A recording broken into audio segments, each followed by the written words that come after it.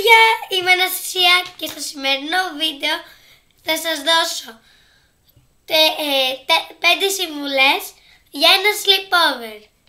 Ας ξεκινήσουμε. Πρώτη συμβουλή. Φέρε μια άνετη πιτζάμα και ένα σετ ρούχα. Αυτή είναι η πρώτη συμβουλή. Να φέρετε χαλαρές πιτζάμες, όχι στενές σαν αυτήν εδώ. Χαλαρή, μια που σας έχει χώρο για να ξεκουράζεστε.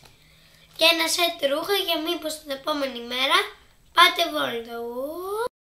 Δεύτερη συμβουλή. Φέρε ένα ούνο ή ένα επιτραπέζιο για να παίξεις ή με τη φίλη σου ή με την κολλητή σου και να περάσετε τέλειο. Τρίτη συμβουλή. Σκέψου μια καλή ταινία που θα αρέσει και σε σένα και με την κολλητή σου για να περάσετε την καλύτερη βραδιά στον κόσμο.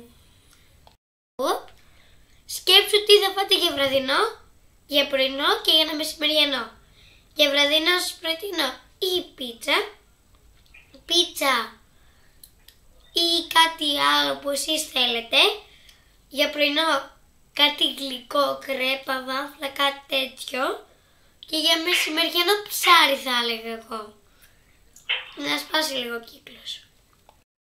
Τελευταία συμβολή είναι να φτιάξετε μια κάρτα που να λέει πότε θα γίνει, τι μέρα, ώρα και ότι θα περάσετε τέλεια. Αυτό ήταν το βίντεο, παιδιά. Σας εύχομαι να περάσετε τέλεια άμα κάνετε ένα sleepover. Γεια σας! Συγγνώμη. Τελείωσες?